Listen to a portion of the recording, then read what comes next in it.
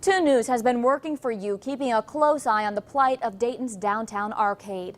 Last week, a new plan was proposed to take a serious look at relocating the Dayton Metro Library from its current location on East 3rd Street near Cooper Park to the arcade on Courthouse Square.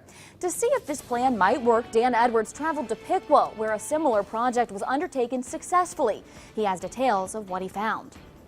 It was not always a popular decision. It was not always the thing people said, well, let's just tear the hotel down and we can build a brand new library there.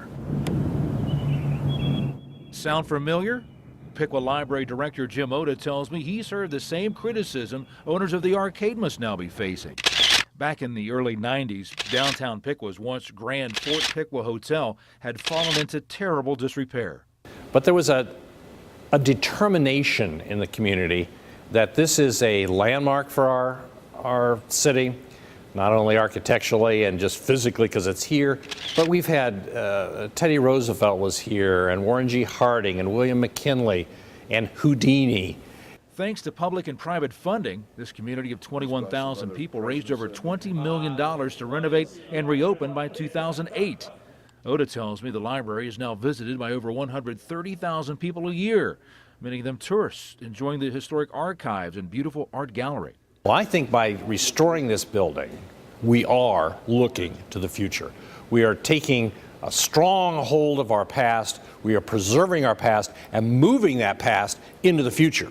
Oda says the stately library has become the heart of the community, with a restaurant anchoring one corner,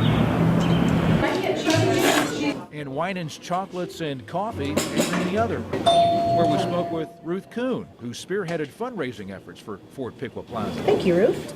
If we hadn't have done it when we did, it probably would have been torn down. So this community just rallied behind it, and we got $4 million in 10 days. And the 4th floor banquet facility rivals any in the region. So I asked Oda, could this approach work in Dayton? It's tough to convince a library that a historic structure is a correct fit, because in many ways it's not. But the chance to become maybe a little bit more than just a library, to be a community center, sometimes that's worth the extra effort. It was for us. In Piqua, Dan Edwards, 2 News, working for you.